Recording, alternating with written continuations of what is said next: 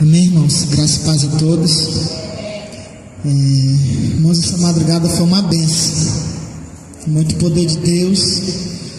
E eu estava sentindo ali a presença do Senhor. E nisso o apóstolo Juscelino, ele ministrou sobre a minha cabeça. E o anjo do Senhor, ele aparecia para mim. E ele me levava em uma experiência semelhante à experiência da missionária, que uma vez eu ouvi ela contando aqui na igreja. E aí o anjo do Senhor dizia assim: isso é semelhante à porta estreita da salvação, do reino de Deus. Quando eu olhava assim para o chão, irmãos, era um lugar como se, igualmente o que a irmã disse, eu tinha que colocar o primeiro um pé e depois o outro pé. E aí eu ia caminhando assim bem devagarinho, irmãos, bem devagarinho. E em seguida o anjo, ele me revertia, irmãos, com uma autoridade assim sobrenatural. E o meu corpo, ele não suportava aquela glória. E o anjo do Senhor, ele colocava uma espada na minha mão direita e um escudo. E era muito pesado, irmãos. Eu não conseguia carregar, né? Eu não conseguia e caía assim da minha mão, e eu pegava de novo assim, fazendo muita força. E eu olhava para aquela espada assim, irmão, chega, era brilhosa, muito dourada ela. Olhava assim para o escudo também, muito grande, irmão, assim, mais ou menos assim, desse tamanho, mais de 1 metro. E eu olhava assim, muito brilhoso, irmãos, e tinha como se fosse assim, alguns símbolos, tinha alguns detalhes nele, quase assim que imperceptível, mas tinha.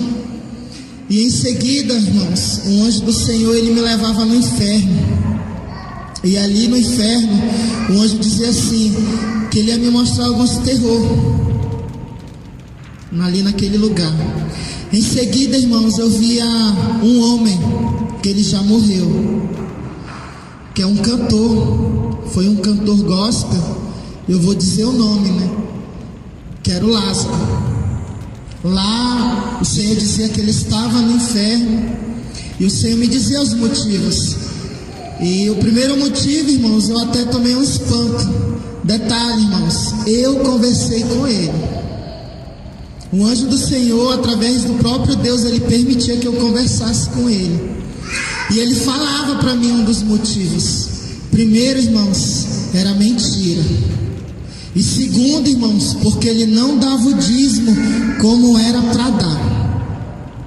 E terceiro, irmãos, porque de uma certa forma ele já conhecia um pouco da doutrina. O anjo falava para mim que o anjo do Senhor, enviado por Deus, já tinha enviado um certo anjo para visitar ele nas madrugadas, né, em visões, em revelações, até nas canções, quando ele estava escrevendo sobre doutrina.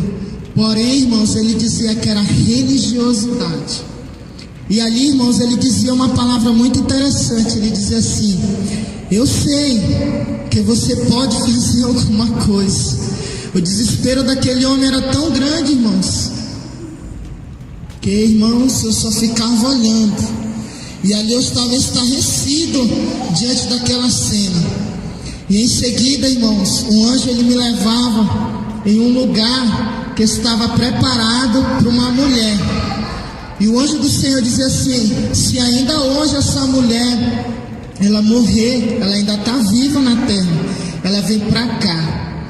E ela é uma cantora do ritmo secular. Aí o anjo do Senhor dizia que era Madonna. E lá, irmãos, eu via uma cruz de cabeça para baixo. Eu via uma mesa. Em cima dessa mesa tinha como se fossem os vasos, tinha um certo incenso e tinha alguns colares. Em alguns colares eu percebia, irmãos, que tinha algumas cruzes de cabeça para baixo. Tinha alguns colares de pérolas também. E ali o anjo do Senhor falava que aquele lugar estava preparado para ela, se caso ela morresse. E em seguida, irmãos, o Senhor, ele me levava em uma sala, que naquela sala estava o cantor da música secular, Raul Seixas. E ali o Senhor, ele falava para mim que aquele homem, ele era um tipo de homem que ele queria possuir várias mulheres para eles. Entre isso foi um dos pecados dele, que levou ele para o inferno, entre outras coisas, como por exemplo pactos. Nesse momento que o anjo falava sobre pacto, esse homem, ele dava um grito muito grande. Ele dizia assim: me ajuda, me dá a tua mão. E eu ficava ali pasmo, irmãos, e eu não podia fazer nada pelaquela pessoa, pelaquele homem. E ali, irmãos, ele pedia apenas ajuda, ele pedia socorro, irmãos. Agora imagine, irmãos, o grau de tortura que aquele homem estava passando. Chegou um episódio, irmãos, que eu vi como se fosse assim uma panela cheia de óleo, que os demônios eles colocavam dentro da boca dele, derramava aquele óleo dentro da boca dele e fechava a boca dele. E ali ele dizia assim que ele estava ali e ele era ciente dos motivos. Ele falava isso. E eu conversava com ele, irmãos, com uma certa distância.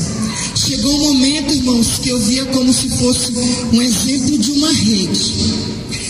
Os demônios, eles pegavam em uma espécie assim, entre aspas, de uma madeira, né? E amarravam ele, e ele ficava como se fosse assim, em uma posição como em uma rede, e sustendiam ele e ficavam brincando com ele em cima de um lago de fogo. E eu via assim umas garras de alguns demônios arranhando as costas dele. E nesse momento eu via um monte de demônio pequeno entrando por dentro da costa dele e saindo pela boca.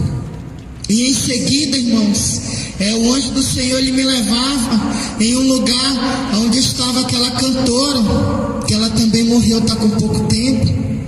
E se não me falha a memória, foi esse ano, que foi aquela Anastácia.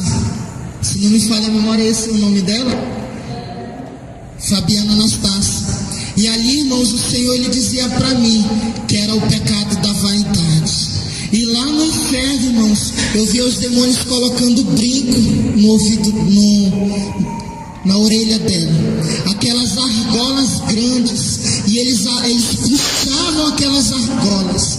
Quando eu ficava observando aquela cena, irmãos, e eles colocavam as mãos no pescoço dela e começavam a puxar os colares que estavam no pescoço dela, cheio de bolinhas, e quando eles puxavam, vinha a pele dela. E ali, irmãos, o anjo, ele dizia que todas as pessoas, irmãos, que agradam mais o seu corpo do que o templo do Espírito Santo, elas vão parar no inferno. E ele dizia isso: diz para a minha igreja cuidar do templo, porque é aonde eu moro. Eu não moro na aparência, eu moro dentro da aparência. Eu moro dentro do coração. Hoje ele dizia: eu moro dentro da alma, eu moro dentro dos pensamentos, eu moro dentro do subconsciente. E cada um sabe disso. Aí o anjo dizia algo interessante: cada um sabe, ninguém é inocente. Ele falava, exceto aquelas pessoas que vivem ainda no tempo de ignorância, que eu estou tratando. E nisso eu voltei, irmãos. Amém.